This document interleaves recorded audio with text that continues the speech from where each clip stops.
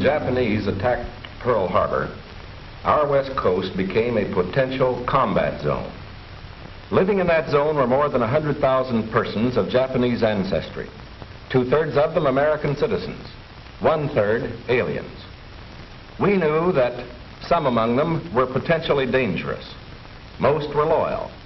But no one knew what would happen among this concentrated population if Japanese forces should try to invade our shores. Military authorities therefore determined that all of them, citizens and aliens alike, would have to move.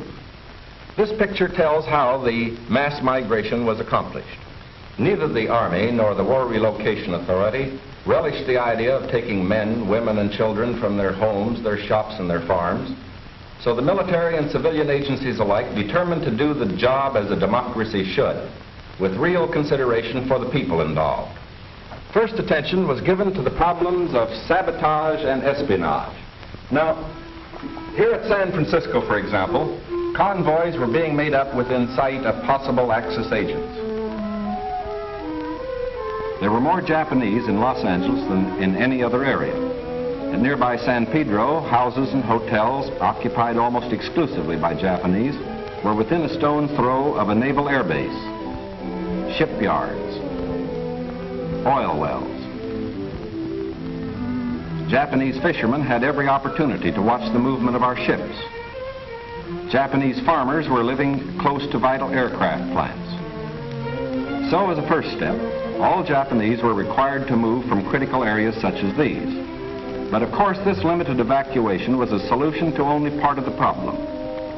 The larger problem, the uncertainty of what would happen among these people in case of a Japanese invasion, still remained. That is why the commanding general of the Western Defense Command determined that all Japanese within the coastal area should move inland.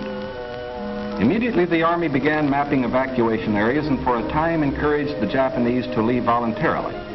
But trouble for the voluntary evacuees soon threatened in their new locations. So the program was quickly put on a planned and protected basis.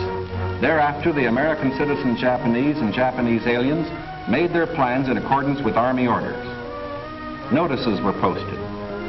All persons of Japanese descent were required to register. They gathered in their own churches and schools, and the Japanese themselves cheerfully handled the enormous paperwork involved in the migration. Civilian physicians made preliminary medical examinations. Government agencies helped in 100 ways.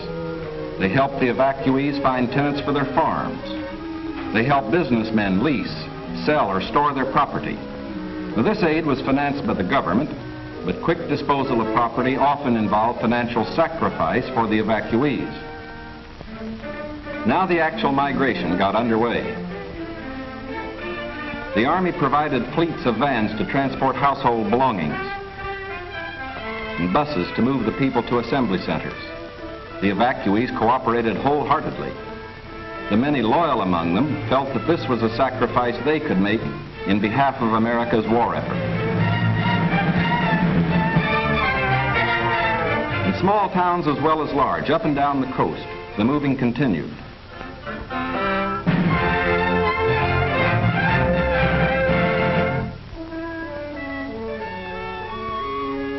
Behind them, they left shops and homes they had occupied for many years.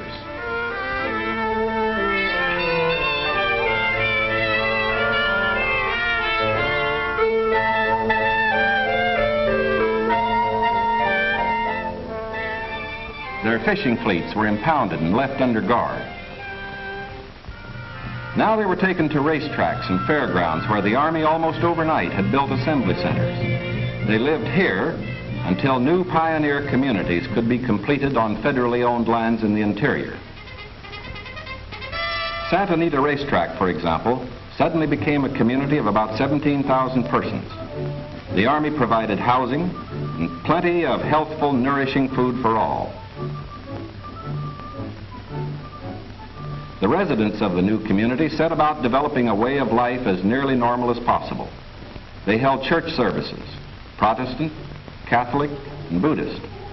They issued their own newspaper, organized nursery schools, and some made camouflage nets for the United States Army. Meanwhile, in Arizona, Utah, Colorado, Wyoming, and elsewhere, quarters were being built where they would have an opportunity to work and more space in which to live.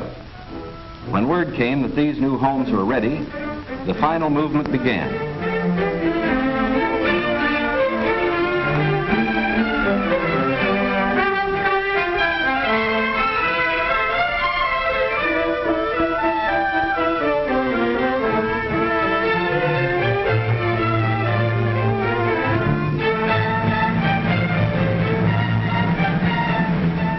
At each relocation center, evacuees were met by an advance contingent of Japanese who had arrived some days earlier and who now acted as guides. Naturally, the newcomers looked about with some curiosity. They were in a new area, on land that was raw, untamed, but full of opportunity. Here they would build schools, educate their children, reclaim the desert. Their own physicians took precautions to guard against epidemics. They opened advanced Americanization classes for college students, who in turn would instruct other groups. They made a rough beginning at self-government, for while the Army would guard the outer limits of each area, community life and security within were largely up to the Japanese themselves. They immediately saw the need for developing civic leaders. At weekly community meetings, citations were given to the block leaders who had worked most diligently. Special emphasis was put on the health and care of these American children of citizens, once again to enjoy the freedom we in this country cherish, and when the disloyal, we hope, have left this country for good. In the meantime, we are setting a standard for the rest of the world in the treatment of people who may have loyalties to an enemy nation. We are protecting ourselves without violating the principles of Christian decency. And we won't change this fundamental decency no matter what our enemies do.